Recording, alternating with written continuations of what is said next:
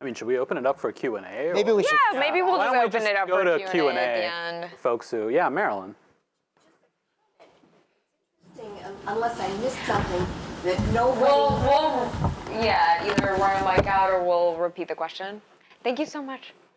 Hi, just a comment that it was interesting in both the retellings, you know, that people didn't focus on the fact that you made cards disappear. Right. And you know, it kind of like they flew into the hand of the volunteer. Other. Right. At least on the first adding of 3. Right. It was just interesting to see.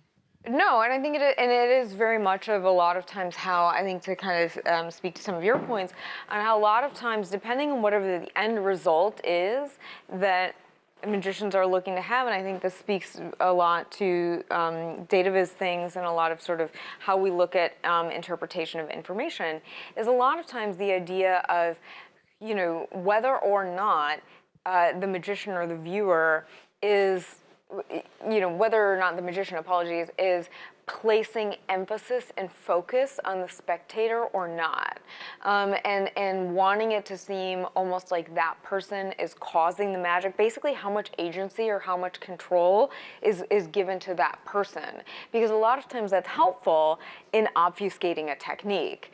And so when you as a magician seem as sort of uninvolved as possible, again, that's sort of a gap that can get filled in. So I think we saw that in these retellings here. I think that's an amazing point.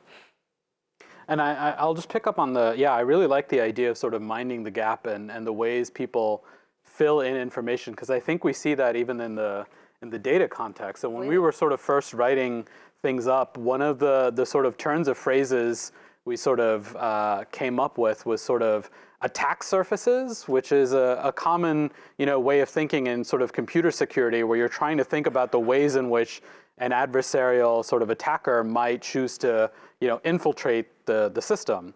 And in the context of data, it's pretty interesting because increasingly, you know, good data practice says cite your sources, right? Or even link to a data set that you're using or things like that. And the job of a visualization designer or a journalist is usually to figure out how to sort of tell that story with the greatest clarity, right? So what you're not going to do is take that data set and just visualize it straight away. You're going to filter it out, you're going to abstract it, you're going to clean it up in some way or things like that, and then present your beautiful chart at the end. Now, increasingly, because that data is out there and it's cited and tools make it really easy, everyday people go and grab the same data, load it up in a tool like, say, Tableau, and are suddenly given a chart that looks sometimes dramatically different, right? And then they start to fill in the gaps for themselves about what do I attribute that difference to, right? And in particularly sort of, you know, context of heightened distrust and mistrust in institutions, that difference is usually attributed to something far more sinister than it actually is. Yeah. Hi, I have the mic, so just ask. Thank you for the talk and the magic tricks. Those were wonderful. I had a question. If you were to share, Jeanette, you know, you showcased the different prompts that you used, and that sort of reflected in the in like the group-wise, you know. You were able to like sort of direct them towards that, and that showcased in the results where like they notice different aspects. So my question was, what was the intention behind the other prompts? You know, the one about you being banned from Vegas, or like this was your first magic trick. I'm just curious to learn about. Yeah. So I'll defer to Graham a little bit on that one, because honestly, I came up with the first 3, the ones that were the very like, pay attention to this, pay attention to that. And then Graham, who's really excellent at thinking about, you know, kind of this whole narrative arc, and so much of your own work and research has been around that. And so those were Graham's great ideas. So this actually goes straight to what Arvind was saying in what you just said about the attribution of intentionality to the people who make data visualizations. One of the ideas that we're interested in exploring in this project is how visualizations or any kind of communicative text becomes an occasion to attribute social meaning or intentionality, and how is the way that it's attributed to a specific person or institution with values or intentions, priorities or motivations, how does that affect the way that people read or interpret it? And so part of what we wanted to vary, it was really a kind of experimental design. So it's a hypothesis, really. It was a hypothesis that we were testing. We did not know what would happen. It was a live experiment, and thank you all for taking part as human subjects. We wanted to see if kind of spectator zero had a different understanding of who Jeanette was, what the trick meant to her, why she chose this trick, what the trick was about, how that might affect their telling of what it was that they had experienced. I don't know if that surfaced. We'd have to go and look a little more closely. The only thing I saw surface that just jumped out at me immediately, which I actually, I wish I could be a fly on the wall for group 6, and I want to hear every iteration of the chain, because that was the one where the prompt was that I was banned from Las Vegas for using this technique. So that has a lot of gambling associations, etc. Obviously, and that was the only one where the magician was so generic.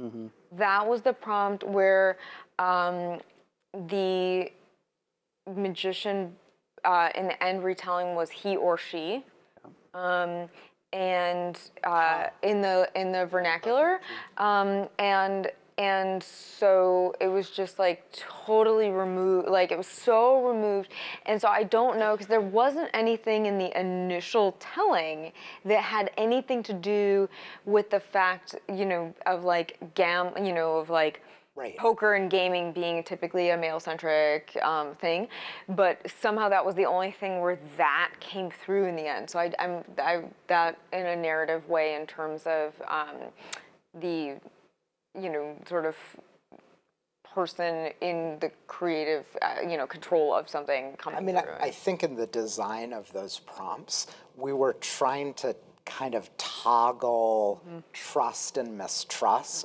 but not actually say, try to explain what the magician did, because that would actually be a very adversarial.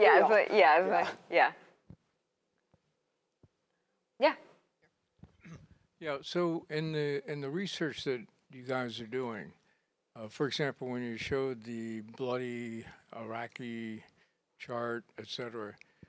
And then you said how people are interpreting it. Is that anecdotal, or are you using focus groups? In other words, how are you determining how people are interpreting what? Yeah, great question. So a very common methodology in visualization is to run crowdsourced studies. So we're actually doing that right now with the experiment that Graham was describing about sort of the social readings people make of visualization. So what we're doing is producing a large number of stimuli where we're varying, along a particular dimension of social reading. So say the gender of the person who is shown as being the visualization creator, varying the frame of where the visualization appears. So does it appear on social media? Does it appear under the banner of the New York Times, et cetera? And then after exposing, hundreds of participants to these stimuli, we give them questions to elicit their reactions to the stimuli. So we ask them, do you think the visualization was, just reporting out the facts, or do you think it was trying to make an argument? Those sorts of questions. Yeah. Years ago, I got to know Uri Geller, spent some time with him, and Ingo Swann. And what I did observe, this was some experiments they did at Rand Institute, was that not only were they able to do what they did, but they were incredibly charismatic people. Their bodies, if you look at Jeanette, the way she moves her body, the whole choreography, her arms, the way she points to things, the way she moves everything, it's totally much different from an average person, much different. So my question is, if we take someone like Trump, who was Roy Cohn trained at an early stage how to go off and intimidate and sue New York City for $100 million, that whole thing back in his youth. And if you, in general, see his carriage on the stage and what he does, I met him many years ago, and he was the same thing many years ago. Or if you looked at Taylor Swift, a very successful performer, my question is, has either officially, unofficially, do CIA, do you think, employ magicians, much like Madison Avenue employs psychologists? So all of the psychology, when they started to first put music in ads, came because of many psychologists going to what you might call the dark side. Yeah. The whole putting in the sex, the subliminal messaging, on and on and on. This all comes from psychology. So my question is, do they have these people learned somehow from people certain tricks, certain techniques, choreography, tone of voice, rhetoric? Because I believe what goes on in many of these cases is some form of mass hypnosis of sorts, where you're able to very much call upon, get people into another state. I was just wondering if you knew if anything like this was going on. Yes, we're all standing up here laughing. No, we're all standing up here laughing because I've spent about the last 2 years doing very in-depth research on exactly this. Because I was commissioned by the Boca Raton Museum of Art. Again, a lot of everything I do publicly is either academia or contemporary art. And about 2 years ago, I was commissioned by the Boca Raton Museum of Art in Florida to do 2 new commissioned pieces for an exhibition that they currently have called Smoke and Mirrors, Magical Thinking in Contemporary Art.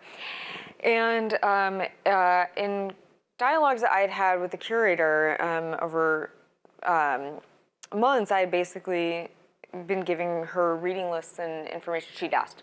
And and in one of our conversations, all of a sudden I looked at her and I said, "Oh wait, did I not send you the John Mulholland book?" And she was like, "What's that?" And I was like, "Oh, in 1954, the CIA hired one of New York's main close-up sleight of hand magicians to train CIA field assets on how to use sleight of hand in the field, and to also write basically a psychology manual." And so yes, this also was technically under the budget of MK Ultra, and so. So I have a kind of interactive sculptural book and a short film based on the crossover relationship between espionage and magic, which we've seen used globally, especially the British military has a strong correlation with this, especially in World War II, but the U.S. military does, or the U.S. CIA does, very, it's a documented thing. But yes, I mean, that was my interest in the piece that I did, was how magicians and magic use very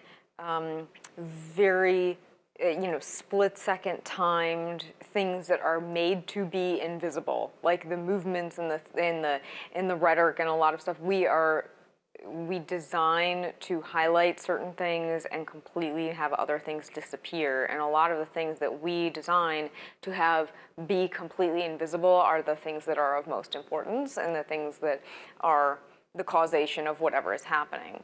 So the last thing I'll say on this, and then I'm happy to send you more info on it, is the actual CIA manual on it. This was happening right at the height of when they were doing a lot of their Castro assassination attempts, and it was also, again, MK Ultra related. So it was a lot of poison centric things. So it was a lot of how to use sleight of hand to poison people. So it is the most bone chilling thing you'll ever read. It's published. Quickie on, It's published, yeah. It was declassified. declassified. It was declassified about 15 years ago. Published widely into a paperback that also has some really great introductions and matter, and yeah. It's the official CIA manual Of trickery and deception. Yes, which you can get for like $10. Just a quick question. With Uri Geller and Ingo Swann, that was in parallel with, again, CIA on remote viewing, and you know that could get into the woo-woo-woo area. Yeah. But if we get into the woo-woo area, is there any paranormal type effects that you feel magicians are doing, or getting back to our Trump, Taylor Swift celebrity performers, that is there something going on there as well? I mean, my initial response would be in terms of charisma, that that charisma is that kind of ineffable quality, perhaps measurable or quantifiable in some ways, that I think since time immemorial, kind of leaders and entertainers have wielded to mobilize the human imagination. One of the interesting things about magic, though, I think, is that magic tricks, as they kind of circulate as a media that magicians can employ, are a kind of distillation and materialization of charismatic presence or aura. So, I mean, Jeanette is certainly a charismatic person and a charismatic performer, but I also think that that material confers upon people a kind of added charisma, and all of the kind of infrastructure that the kind of technological, but also socio-technical media apparatus and infrastructure that someone like Taylor Swift or Donald Trump can mobilize to mediate and magnify their charisma. I think it does have a technical and technological analog to magic. I would not call that supernatural, but No. Perhaps we'll take one last question. Yeah. So I have done both religious studies and computer science. So this seems like a treat for me. Thinking about mystical experiences and magical experiences, all these things. My question has to do with an idea of epistemic hostility. That's what kind of it feels like magic is wrapped in this epistemic kind of game, right? yeah. And so I wonder, in terms of also data and visualizations and access to the practice, whether it's magic or whether it's stats, how does the closeness or expertise that somebody has to that practice modulate this like perception of hostility, of epistemic hostility? And I'll give you the example that came from Tin Nguyen. He's coming here in March to talk here, but he talks about if you show an anti-vaxxer the vaccine studies and all the tech that goes into it, it probably would not make a difference about the determination of whether it's true science or whatever. So again, epistemic hostility, how does that modulate socially? How is that socially modulated?